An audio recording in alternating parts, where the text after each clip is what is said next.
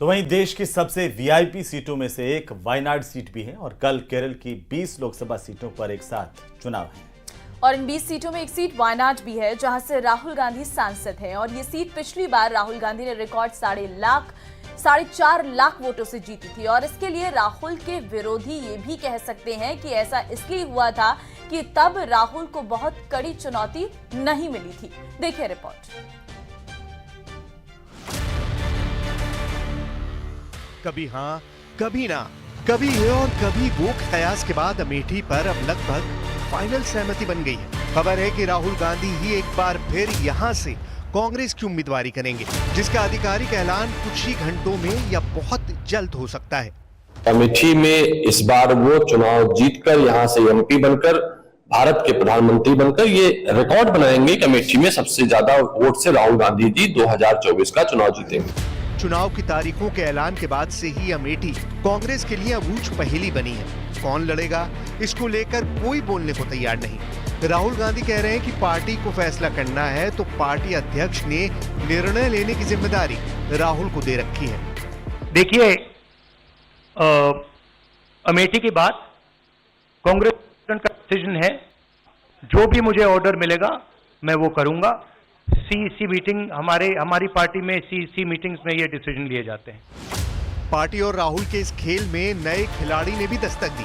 अमेठी में कभी राहुल के पोस्टर लगे तो कभी रॉबर्ट वाड्रा के पोस्टर लगाए गए और कई बार तो रॉबर्ट वाड्रा खुद आगे बढ़ते दिखाई दिए। कंफ्यूजन इतना कि सीट पर लड़ रही बीजेपी उम्मीदवार स्मृति ईरानी को भी नहीं पता कि आखिर उनकी लड़ाई किस उम्मीदवार से है। यही वजह है कि वो कभी राहुल तो कभी रॉबर्ट पर निशाना साध रही है। वो चाहते हैं कि गांधी परिवार का कोई भी सदस्य वापस आए।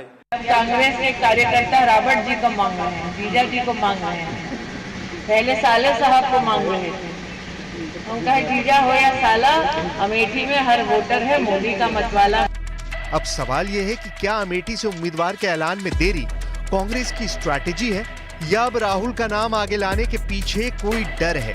सवाल इसलिए है कि जिस वायनाड से राहुल गांधी ने पिछली बार 4.5 लाख से अधिक वोटों से जीत दर्ज की थी, उस राहुल को दूसरी सीट क्यों तलाशनी पड़ रही है? क्या इसकी वजह ये है कि राहुल गांधी का वायनाड से पक्की जीत का भरोसा डगमगा गया है?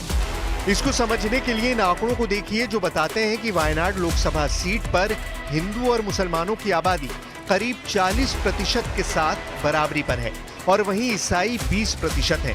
जाहिर है नतीजे बताते हैं कि पिछली बार इनमें से बड़ा वोट राहुल गांधी को मिला था। ऐसा तब था जब बीजेपी ने खुद की बजाय अपने सहयोगी दल के नेता को उतारा था, लेकिन इस बार न सिर्फ बीजेपी ने अपने प्रदेश अध्यक्ष को बल्कि सीपीआई ने भी अपने महासचिव की पत्नी को मैदान में उतारा है। ऐसे में दोनों ही दलों को इस बार पिछले चुनाव के मुकाबले बेहतर नतीजों की उम्मीद है और यही कांग्रेस की चिंता हो सकती है।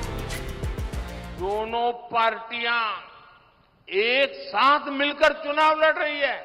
यहां भाषण देते हैं कि आतंकवादी है और वहां मिलकर के चुनाव लड़ते हैं। Give a promise that I will be, if the constituency voters elect me and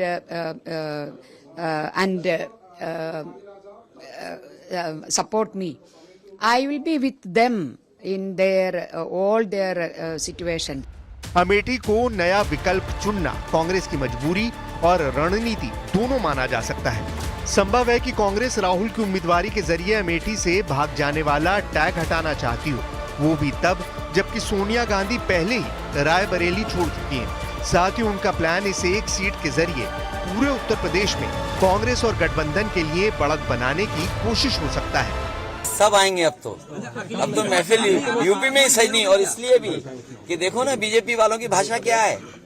ये भाषा इसलिए है क्योंकि इन्होंने अपने कारोबारियों की मदद की। जब से इलेक्टोरल बॉन्ड की बात आई है, बीजेपी का बैंड बज गया।